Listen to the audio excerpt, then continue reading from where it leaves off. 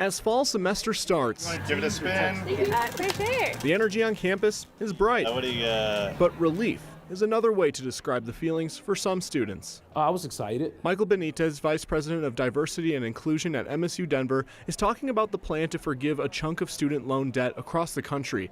A particular group of people he says could benefit greatly. But the issue with loans is that it puts families and Latino communities in situations where they have to prioritize things they normally wouldn't prioritize. Nationally, among students who started school in 2012, 51% of Latino students borrowed to pay for their undergrad or grad school, according to an analysis from the think tank Excelencia in Education. In MSU Denver's case, of the more than 8,000 students that are Hispanic or BIPOC, around 41% of them have some level of federal loan debt.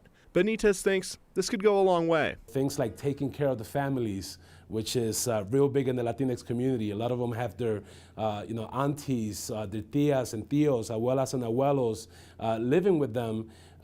Have to think about their lives holistically. So it really takes a lot of weight off their cultural shoulders by way of what they have on their plates and their abilities to not have to take on so much, which increases their likelihood to be successful. So a survey out just this week of 1,200 people that identify as Latino found that a third, a little bit more than a third really, of them owe an average of $17,000 in debt. Kim Tom, I also caught up with MSU Denver's president today, who says in part that this points to the larger issue, of course, of affordability in higher ed.